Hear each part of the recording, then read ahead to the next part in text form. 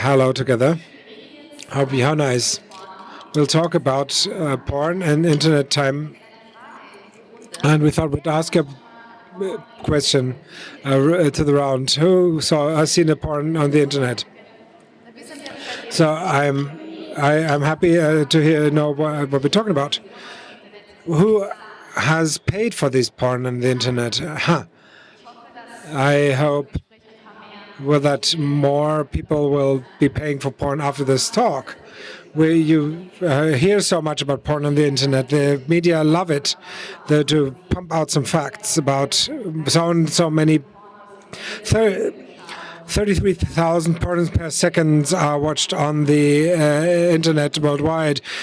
Germany is responsible for 12% of the porn traffic on the internet. I'm not a scientist. I don't know how the facts are true. It seems like a little bit of a gray area.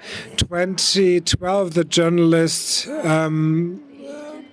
said that internet killed pornography. What do you say about this, Madita? Did the internet kill pornography? Hello from me.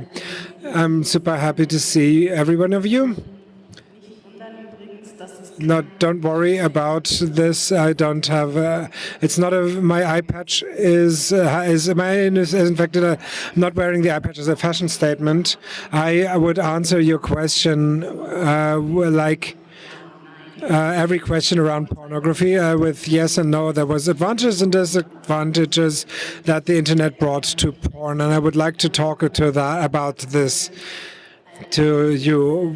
The most important thing for me is to say, as with so many topics, is like it used to all be better, and back in the days, the idea was like with everything in the internet, and the same is with porn. That back in the day everything was harmless, and now it's not. And it's so very important for me to say that this is not a general trend. The problems we have today didn't all come with the internet, but some did. Counter question: how would you say that in your own professional day-to-day life, could you imagine your job without the internet? No, decidedly no. The entire porn industry runs over the internet. There's a couple of companies that still create DVDs. I don't understand why, but de facto, everybody and the consumers go to the internet to watch porn, and everybody. I'm curator from the Porn Film Festival Berlin, and I like the idea of people watching porn together as a communal event in the cinema, but mostly people watch porn in front of the computer at home alone. And the platform that I have that can be found is only on the internet. We don't create our own DVDs. Okay, one big advantage I would say of the internet is that if we talk about pornography, the independence that has been created. So such platforms like OnlyFans or Lustery, that a lot of different people create content, upload it, and immediately get the money for it. Would you say that there is a feminist potential in that? Absolutely. And I think that this is the most important thing about the industry nowadays, that what the internet has changed massively is the distribution of power. Back in the days, certain production companies decided what is produced, what bodies, what sexuality, what is sold, and so on and so on. And today it is like every person with a handy can be a content creator and produce porn and sell to the end consumer. And the matter of fact is that most people who create porn are women, and they decide why they produce it, when, and for much money what they do and for what money they want to sell it. And the fact that they take it onto our own hands has a massive feminist potential that when they have their own control over it and when they're masters of their own domain. The changes that have been brought to the industry are discussed too little. In fact, that influences the fact what kinds of porn is produced as well. What do you think about the quality of porn? Quality is a difficult topic, and the question is so often, what is for me good for you a good porn? And this for me, it's something that turns me on, but that's obviously ultimately subjective. And if we talk about ethical production, about quality, that's is everybody paid in a fair amount? And those are the more important parts. If I'm behind me, there's a studio that wants a certain kind of movie, and when an agent only connects me to a person, when I'm limited to what I can do in comparison to me doing my own videos and reacting to the people that are consuming it. Is something that is exacerbated throughout the pandemic. People who used to work in the studio system now move to the OnlyFans and other creator platforms, and a lot of assumptions in the industry turned out to be untrue. For example, that it used to be the idea that there's not a huge market for content with trans persons, and if so, they're massively fetishized, and it turns out that that's not true. Or many studios have the one black girl quota where only one black girl can be part of a production, and this had also turned out to be true. All sorts of these kind of things, and I had the feeling that the industry was stuck for a long time without doing, market research. Though people said this is the case, and that come shot and go, and it works forever, and that's it. So I would say there's been a huge diversification, and that's come with it, and that any person with a smartphone can become a pornographer, and that means that the content has been diversified, and many people have been found a way to find themselves, and then therefore access has changed as well. So any person it doesn't matter what kind of sexuality or practices you want to see, you can find someone who can show you, or find a community that shows you that you're not alone with the kink. If you're on a village, for example, then think you're the only queer person in the world. Well, you can find on the internet, you can find a lot of positive, and network with a lot of people, and I would generally say that it's a positive development from a feminist point of view. And women are their own bosses, and the independence is great, but also independence from the bosses, but also independence financially. So independence from partnerships are toxic relationships you can't get out of because of financial reasons. That would also give you independence. And the interesting part is also that back in the days, people used to be, all the people that were doing porn asked themselves what sells, what doesn't. And nowadays, the producers, male and female, are dependent from the performers, who have so much followers that they have their own sort of audience. And I find this interesting too, because it's not so easy to advertise for yourself for porn on the internet. Any other company, there's so many hurdles for the porn industry to create a business and make it acceptable. It starts with all sorts of resources. being used for other business that can be used for other business that we can't use. PayPal, payment providers, Google Ads, paid advertising. It's not possible for us to use social media. It's been deleted without any excuse unless you have a pact with the devil. And we're, we have to rely to be imaginative to create our content and produce it to the right, bring it to the right people. And the social media, even if deleted regularly,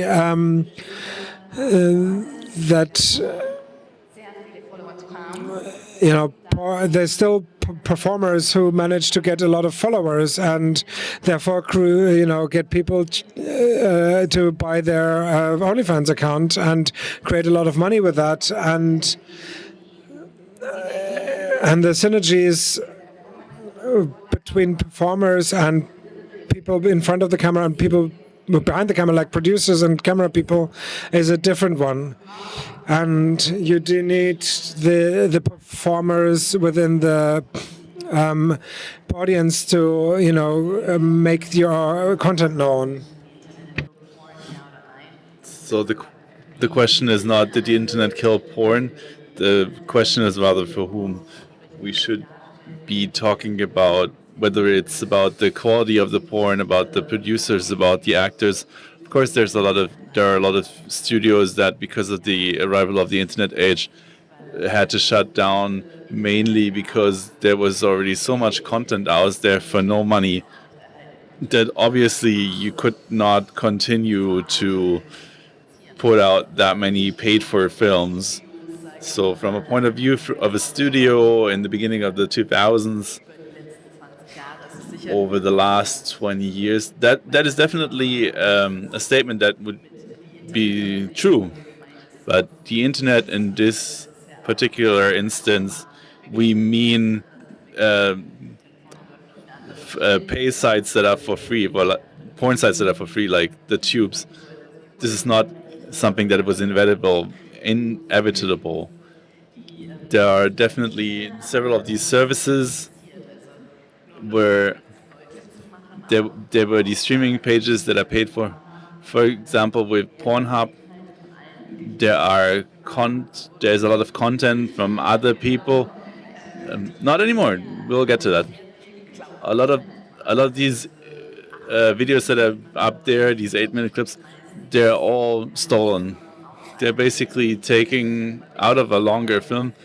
This is also important to say because a lot of people are thinking that nowadays only 8 or 12-minute porn are being produced, but this is actually what is left after the stilling and cutting process. And what happened was, when the tubes came, it was a completely different business model than all these studios. The producers needed money to create the movies and then produce them. These tubes basically just stole all the video content that they have and then just generate money from the views. I'm not sure what the situation is exactly in Germany, especially in terms of numbers, but I'm pretty sure at most a fourth of the number of studios that used to exist is now still present. And the ones that are still there have little chance to work together with the tube in order to get their own content monetized and to use the traffic. It's a very painful process. The whole industry was turned upside down, and everybody is now thinking, okay, porn is for free, but you actually have to make a pact with the devil, because that's the only chance to survive.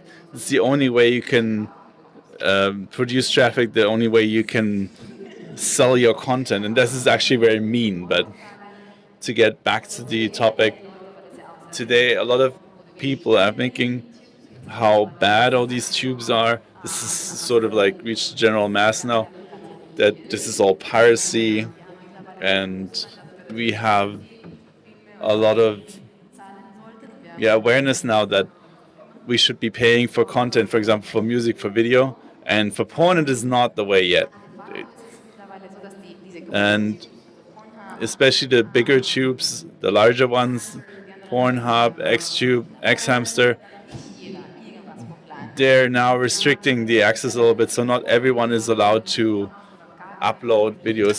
There is actually not an awful lot of piracy anymore. They had to delete it all, and they're now actually suffering from piracy themselves by other platforms. This is all changing very fast, and it is very hard to predict if or who is the winner and the loser in this process. You've already hinted at it a few times, but I want to make it very clear. I want to make a very bold statement here that in all of this talk about pornography in the internet or ethical pornography, all of these problems, we want to make it clear that you have a lot of power in this whole situation as a consumer. There's a lot of talk about the bad platforms and the bot producer, but in the end, it is us. It is the society. It's the millions of consumers who could decide for themselves to have a more ethical behavior and consume porn in a better way. The same with all of these other products like fashion or food, for example, where you usually have to pay more to get a better product, to where you're ready to pay extra money for something that is eco-friendly or, for example, for fair trade stuff. And the same should be true for pornography, and you should really hold yourself accountable for the people that you support. And that's why I want to make a strong statement and say, please pay for your porn. Thank you. And you hear a lot that whatever is in porn that is so bad, but just for petition, just because people like you are interested in viewing it, this is why this is being produced. And especially in the feminist discourse, a lot is being said quite negatively about pornography, and no one thinks about the fact that people making these videos are also women, especially the actors. And I could cry if I listen to women talking about other women who are actors in the porn. They don't recognize them as human or as women. I don't know what they're thinking, but at this point, also, I'm pleading with you, this idea that women in porn are actually being exploited. This is a logic that victimizes women within the sexual context, and that disowns them of their own freedom and liberty to decide for themselves how to treat their own body. And we need an awareness that pornography is not just a dark corner where men force women into doing stuff they don't want to do. This is not what reality is like at all. And if we talk about pornography, we need to talk about who's talking about this much more diverse industry. The whole content creation and all these new things that are coming up, they're all based on the fact that more people are generating their own content and they're selling it. And connected with this, we just talked about social media. That is such a great way of getting into contact with producers, performers, and to realize those are real human beings. They're not some fictional characters that have sex on camera. Of course, that's what they are too, but behind the character, there's a real human being. And in contrast with normal movies or with the pornography of the 90s, you can now look behind the scenes and see the real person. They may have kids, they have parents, they may have a dog, and she's quite happy about the plant that is growing in her garden. And she has worries, she has things that are pleasurable, she has hobbies. And there's a completely different fan culture now, When you think of fan culture, you often have an image in your head of something very cliche, like a very old, disgusting slob, a man that who's. Those are not the only people who are watching porn. I mean, I'm a porn consumer, I'm a fan, and I'm not represented in the public thinking or how society views porn. And this is something that has to change, and internet and social media is a great opportunity for this in order to listen better to the worries that people in the industry have.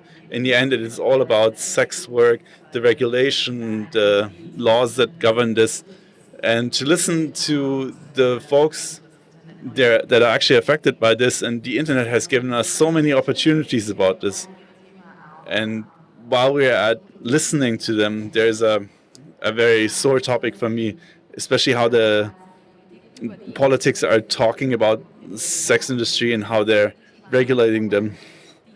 It's basically they're always deciding without consulting with them at all. That they decide stuff that makes no sense at all technologically or economically. It cannot be a viable model if that has to be done. It's completely beside the point, and it never achieves its goal. And especially the protection of young people. Do you want to start, or do you want to? So I don't know how many of you here know this, but in Germany, the protection of youth is like a law. They ask you to identify before you can watch porn. And it is not like they have to verify the age. It actually implies that they need to identify with their real name, which is, of course, a data protection issue.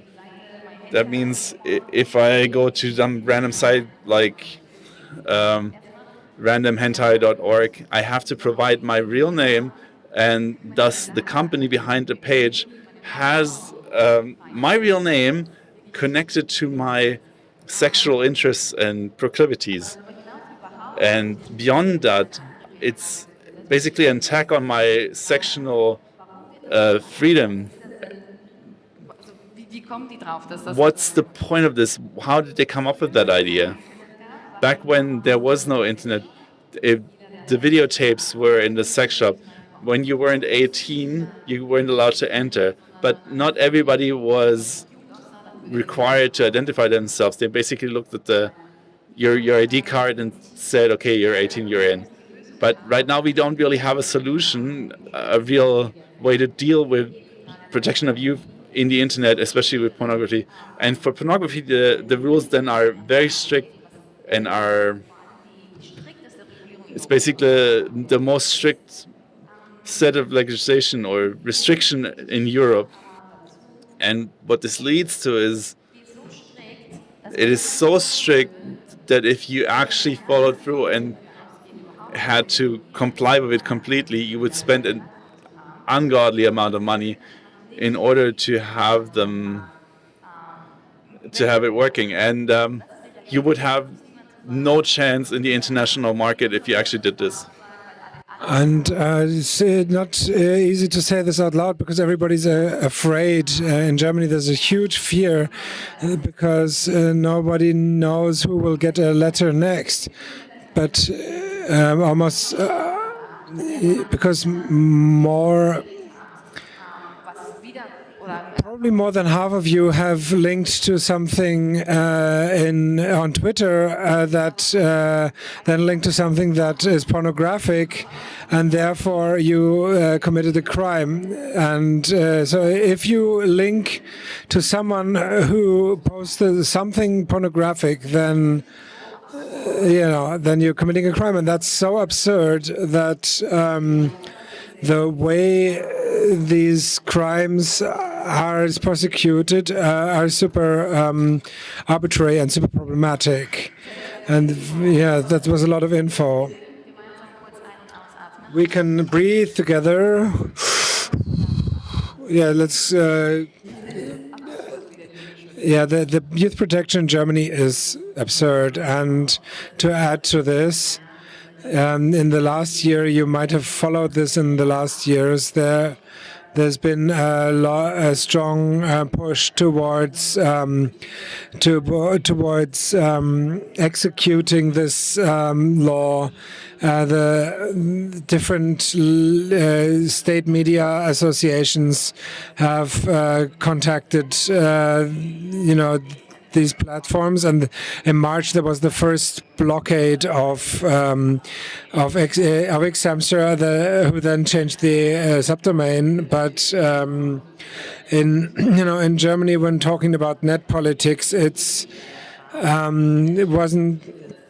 There was way too little defense against that and action against that. And it's basically a question of whether the state should decide what you're allowed to watch. And the question is who decides what kind of porn and who gets to know what kind of porn you're watching. And that's a question of your personality in the digital sphere. Earlier you looked what a person looked like and how old they looked like. But now we're talking about artificial intelligence checking, your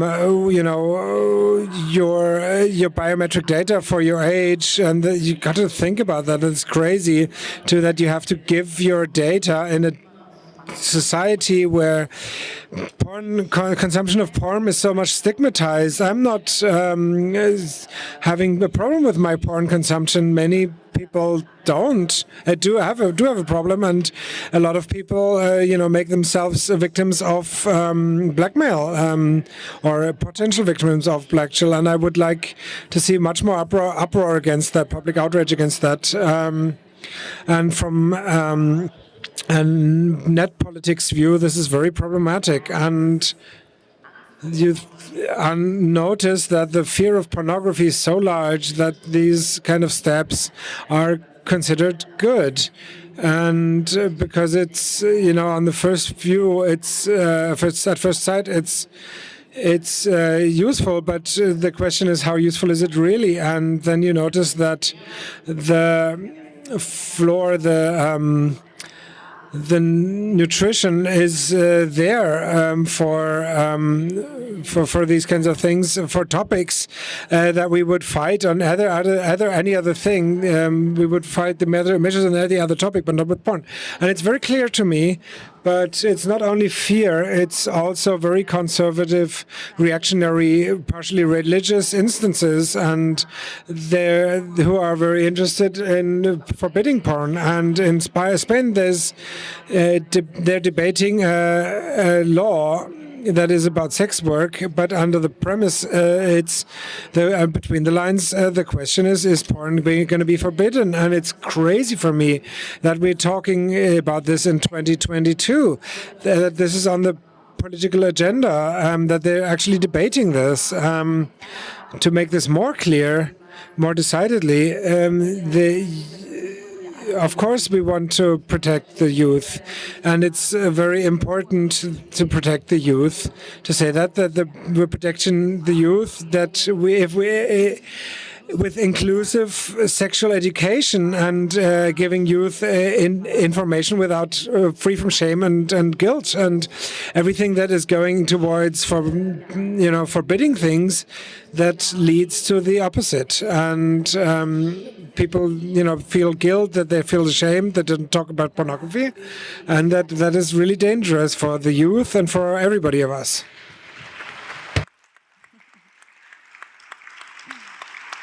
Jetzt läuft uns die Zeit weg, aber jetzt kannst Now the time is running, and this is an ideal, final word. And the internet has done a lot of good things about. We see great potential. It's good and bad, and it depends on how we use it. And what we need is porn competence for youth, for grown-ups. We're all overwhelmed with the topic, and everybody is watching because everybody's watching it, but nobody's talking about. And that's therefore it's important that we talk about it. And then pay for your porn, speak about porn, and in the end. we need, this is basically an ask on Republica. We need to talk about this topic much more, and I would actually wish for a lot more space within the program for the next Republica. And I want to thank you all. Thank you so much for having us.